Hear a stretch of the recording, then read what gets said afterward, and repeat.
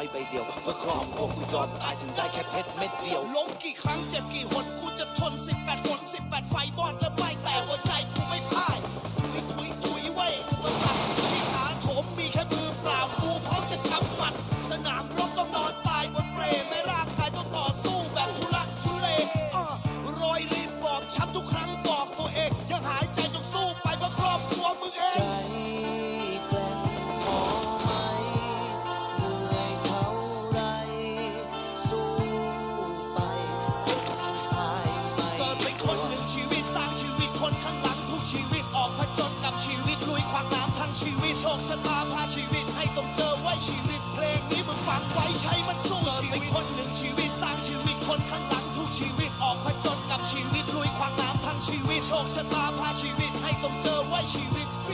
ฟังไว้ใช้มันสู้ชีวิตทำไมชีวิตมันยากลำบากมันอยากจะหายตัวไปให้ไกลแต่ไม่มีที่ให้หลบหนีและไม่มีหลุมไว้หลบภัยท้อแท้แต่ว่าจงบอกกับตัวมึงเองว่าแพ้ไม่ได้เพราะว่าไม่มีข้อแม้ให้พวกที่แพ้และพ่ายก็ทำมันง่ายso why I'm still here in the mess อยู่ในเขาวงกฏ with the mask on my face บอกกับเพื่อน let me die in the grave เพราะว่ากลัวที่จะตาย cause my mind fear to death ยมทูตกับผ้าคลุมสีดำยืนรอที่ปลายทางมึงรู้จักกันในน้ำไม่มีครอบครัว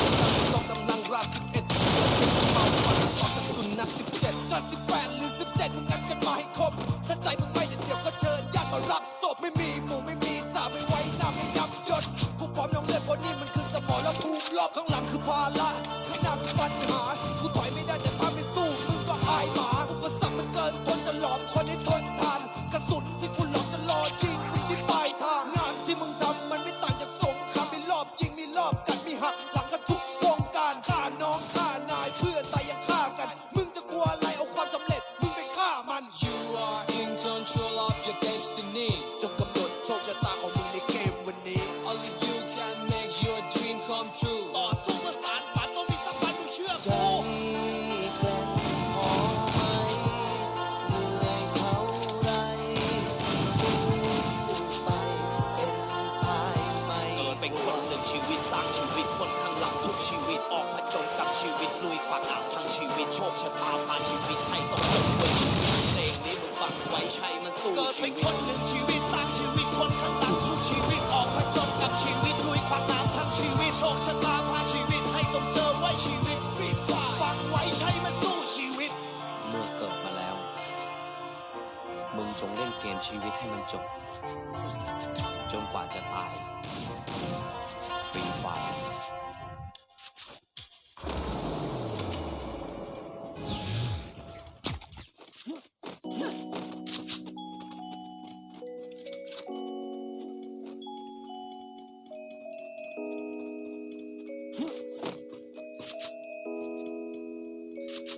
ฝากดาวบนฟ้าไปบอกเธอได้ไหมว่าผู้ชายคนนี้มันคิดถึงแทบไม่ไหวอยากจะเหลือเกินคิดถึงจนจะไม่ทำคืนนี้มีดวงดาวนับพันที่ผมเฝ้ารอนั่นก็คือพระจันทร์และยังไม่รู้ว่าต้องรออีกนานหรือว่าต้องรอให้ดาวมันเลื่อนในค่ำคืนนี้ฉันยังคิดถึงเธอภาวนาว่าสักวันจะได้เจอยังไงวันนี้ต้องพบกับเธอถ้าไม่ได้เจอวันนี้คงความไม่รู้ว่าเธอกับฉันมีสิ่งกันหรือเปล่าเธอสบายดีไหมผมก็ไม่ได้ตามข่าวล่ะมันก็มีบางครั้งที่คิดถึงเธอเมื่อตอนที่ดาวมันเต็มฟ้ามันคิดถึงเธอเหลือเกินโอ้เธอสบายดีไหมตอนนี้เมื่อก่อนเราเคยเป็นแฟนตอนนี้เป็นได้แค่เพื่อนสิเธอไม่ต้องมาชี้ฉันกลับไปทางเดิมเพราะฉันยังคิดถึงเธอเธอคิดยังไงก็เชิญเลย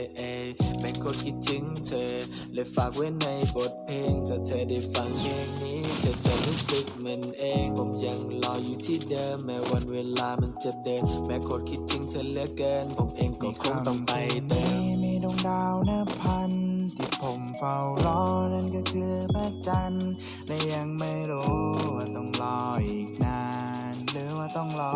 ให้ดาวมันเลื่อนในค่ำคืนนี้ฉันยังคิดถึงเธอภาวนาว่าสักวันจะได้เจอยังไง ไงวันนี้ต้องพบกับเธอ ถ้าไม่ได้เจอ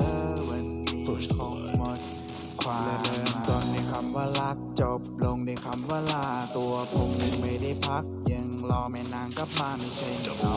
ก็เธอมันยังไม่พอให้ใจเธอไปเป็นกองเรียกคนอยู่ที่มอยังรออยู่ที่เดิมอยู่ตรงนี้ที่ผมทำผิดไปก็อยากจะบอกกันสองตอนที่อยู่กับผมเธอดันไปโพสต์อารมณ์นี้เจอกันข้างนอกเธอควรเดินออกไปให้ไกลลิมันอดไม่ไหวดูภาพเก่าเหล่านั้นต้องทนให้ไหวความทรงจำเหล่านั้นต้องอดให้ไหวเพราะเธอลืมมันไปแล้วไม่ใช่ว่าว่า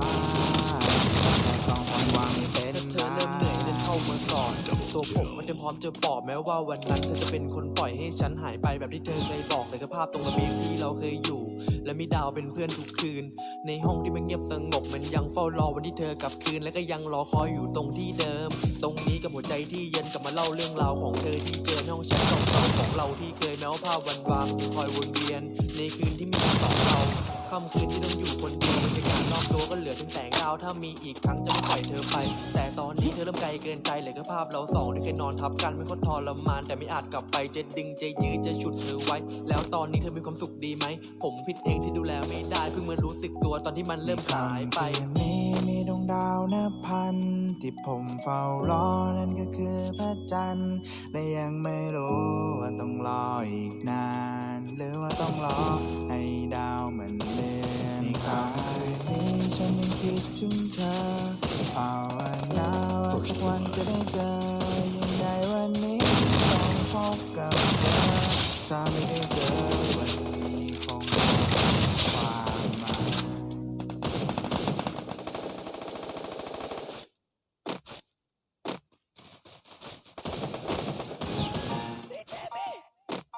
ย